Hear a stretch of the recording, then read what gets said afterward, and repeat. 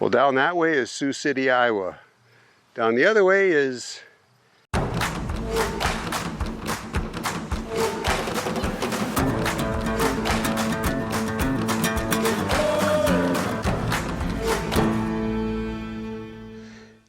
most of the time when Linda and I travel, we get out here to where there's nobody around at all. We don't see a soul. We love it that way. Just free to poke around and do as we please. This trip back to the Midwest, though, back to Britt, Iowa, was all about people. And this is the last in a series of the Britt, Iowa videos about the National Hobo Convention. In here, I'm going to introduce you to two people, and they are Jaybird, who's my personal friend, and he wants to tell you his story. Jaybird is Blackfeet and Haida Indian, and he used to use the trains and ride the trains to get to work. And the other fellow I want to introduce you to is Indiana Hobo, and he's got a special story about this. Stay tuned. Go ahead and spin them for me, would you?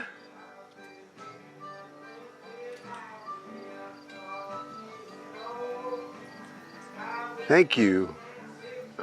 Within a few minutes after arriving at the Hobo Jungle in Britt, we had to launch into replacing Jaybird's fuel pump, which involved literally within a few minutes after arriving there because he was stuck, couldn't get around or anything. So we had to drop his fuel tank, and because the fuel pump was located in the fuel tank. Not a pleasant job at all. And that was the last thing I wanted to do, was be crawling around under a car. But luckily, plenty of people showed up to help, especially one special young lady. Her name is Sully, and she's probably 20, maybe 22 years old. I think more like 20. She showed up and she said, "Let me at it," basically. And all I could do was hand her tools. Very special young lady who went on to be elected the 2021 Hobo Queen. Here's Sully.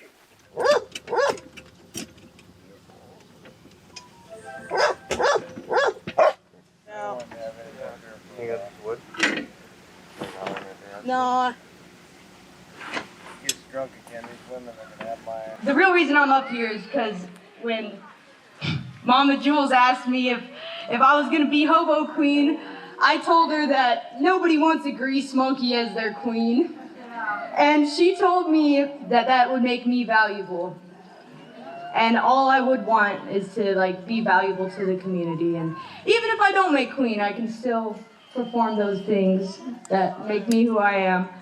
And so, is it about that time? All right. And thank you. Yay! Sully, everyone. National Hobo Queen, Sully.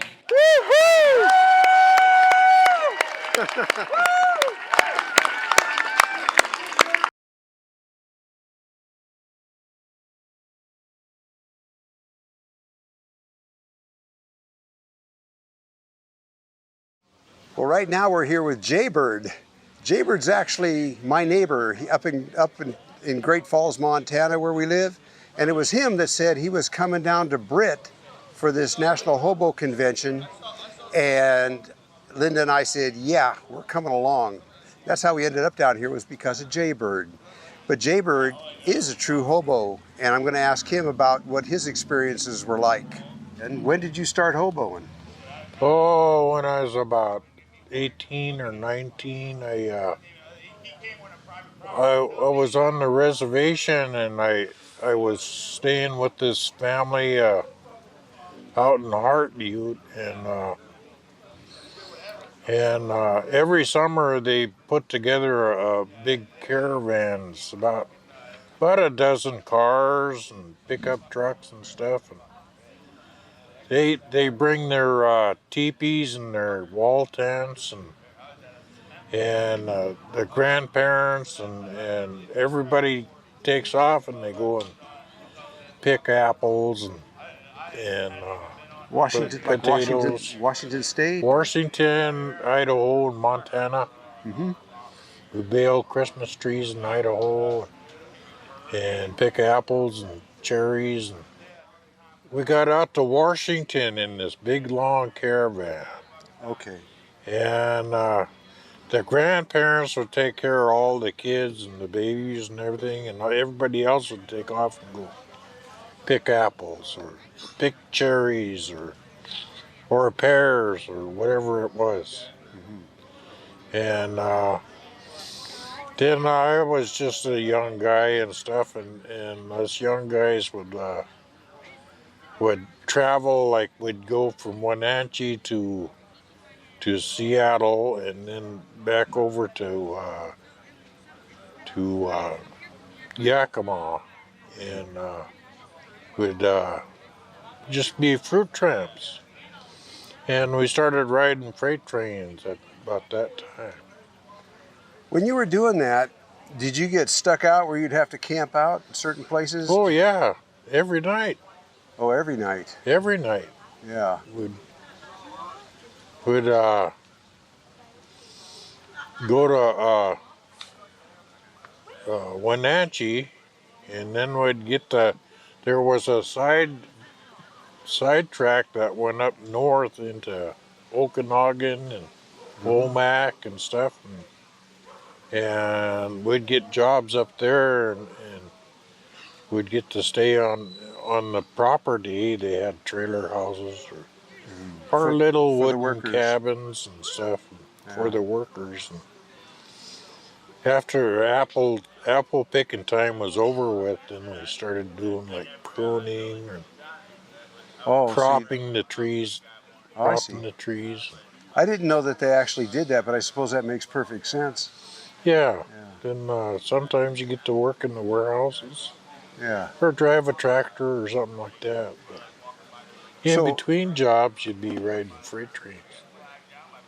Where did you catch the freight train? Out of from the Shelby area or where you were? I go in Glacier Park, the southern tip of Glacier Park. It has a summit where the highway is there. Pass. Yeah, Marias Pass. Well, all the trains stopped there. Gotcha. And they had pusher units, and or they take off the pusher unit after they're up there, and so they have to stop there. Got it. So that was a good place to get on? Yeah, jump on right there. What kind of stuff did you bring with you? Out of the top of your head, what did you bring with you? A backpack, sleeping bag, a tarp, and a jug of water. Any food or cooking gear? Oh yeah, you carry a little stove. When you were riding the train, what was it like being on it? I mean, noisy, hard to sleep, anything like that? All of the above? Back in the day, they had these short tracks. It was short individual tracks. It was not these ribbon tracks like they have nowadays. Describe ribbon track? What is that? The ribbon track is about a quarter-mile long track, and they put one down here, and then they put one down like this. So they're not like this. They're spaced out like that. Yeah, and so they put cement ties under there. Well, back in my days, they didn't have any of that. They still had the wooden tie, and they had the short track, so your boxcar would go back and forth like this. Huh? Oh. And sometimes you get a freight car that would bounce too. Huh? So you couldn't lay down, you couldn't sit down, you couldn't stand up. You just had to grab a hold of something and hold on for dear life. Hold on for dear life, yeah. Did you ever almost get caught?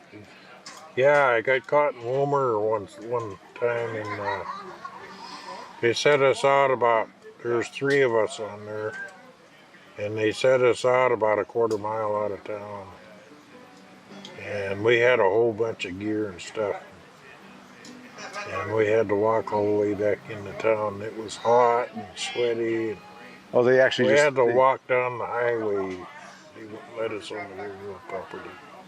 So they So, caught you and booted you off. yeah. Did you ever get? Did you ever get sent to jail? No, I never did. Good for you.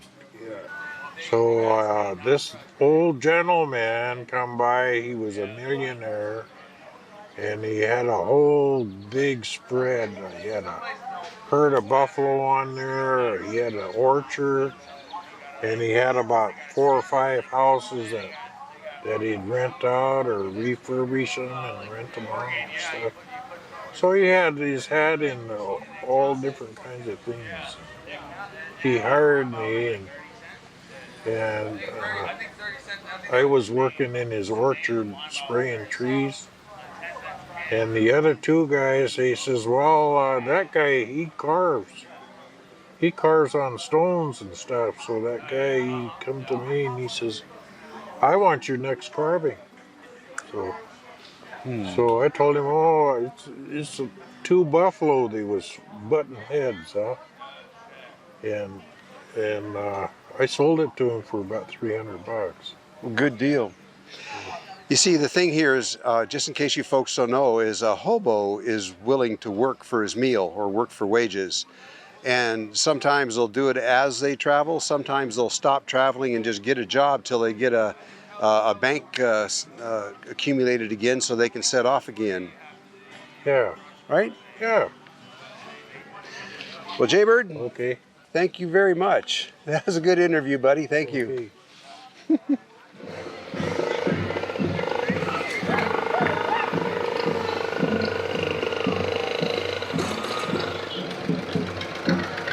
Nothing runs like a deer.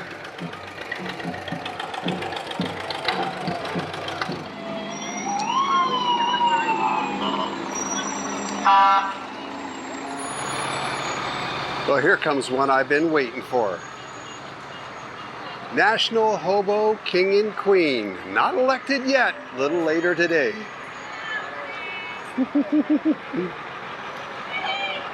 Woohoo! Right there is Baz and Hobo Shoestring. That's right for Hobo Queen. 29 Ford. Original engine. So I gotta ask, what is highway speed? Well, highway speed for a Model A is 40, you know. Sure, yeah. Bomb right there in your lap.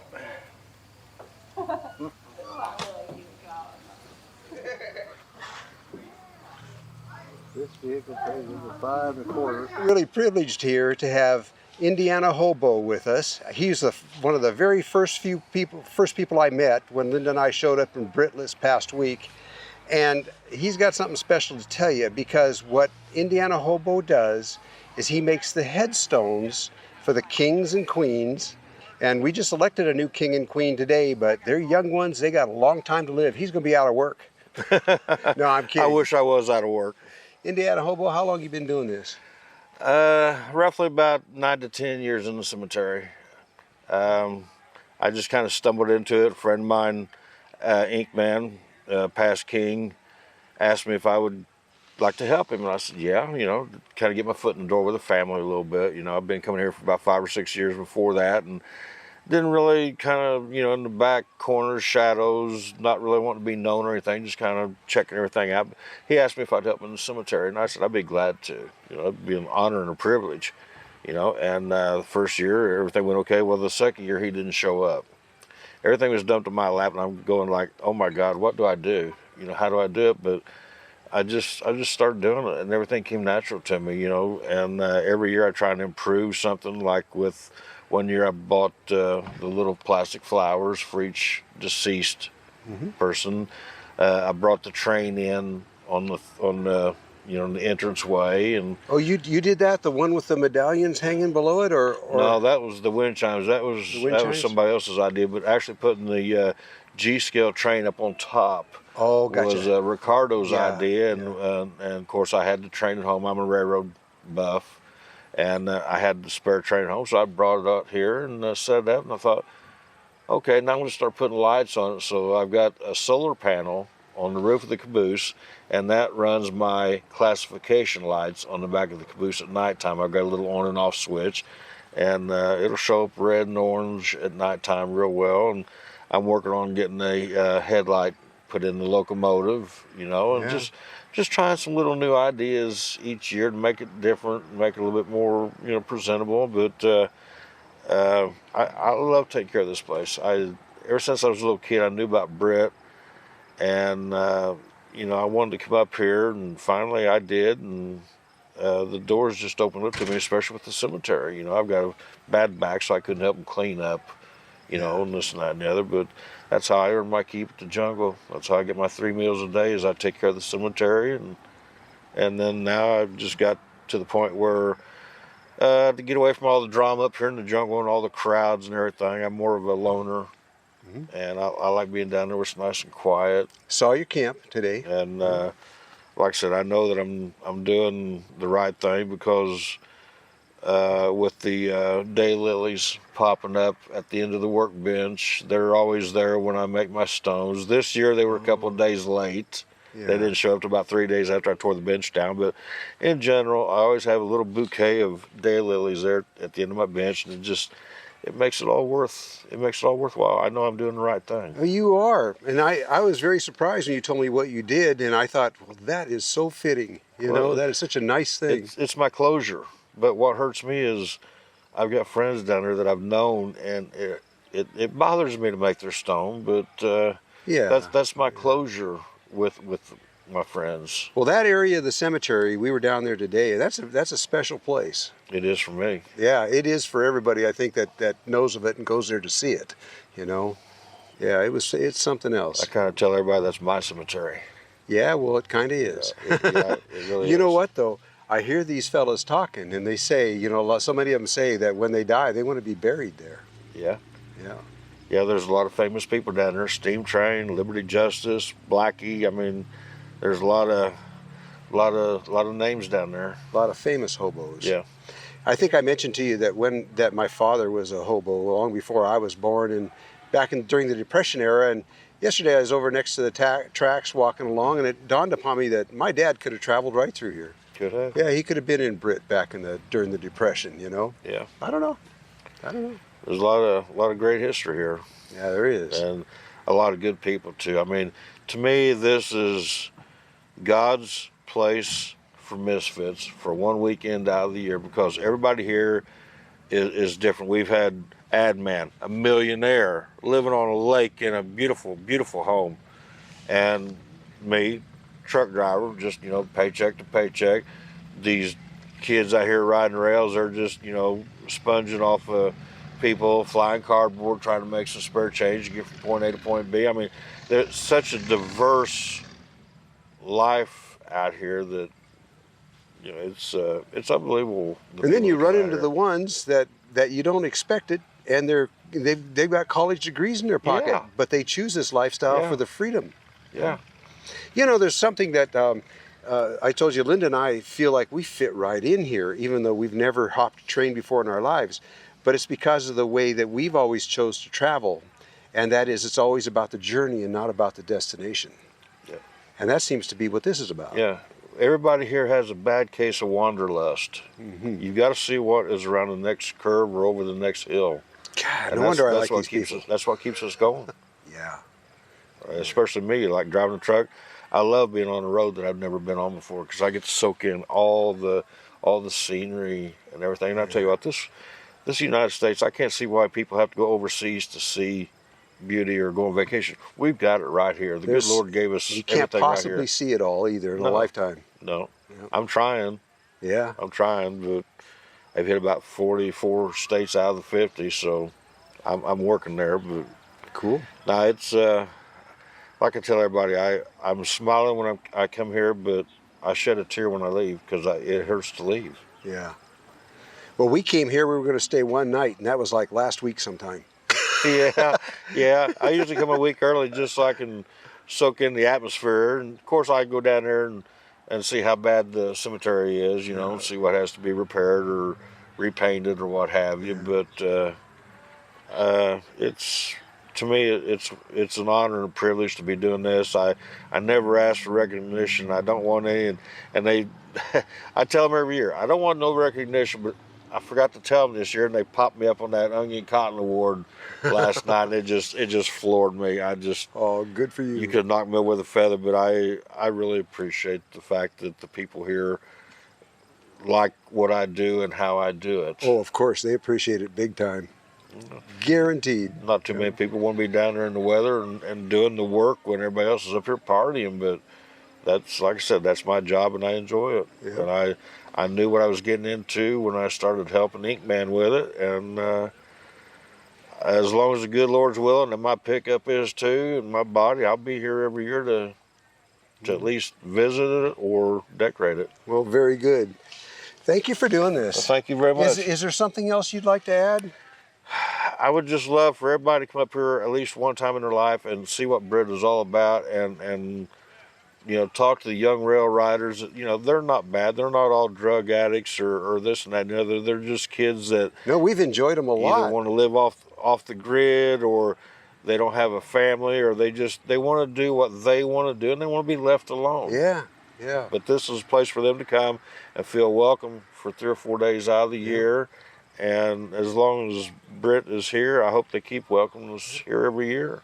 Well, I got to tell you, if you folks want to come out here and visit, you will be welcomed when you get here. I guarantee it. You got a personal invitation from Indiana Hobo to come and visit Britt. There you go.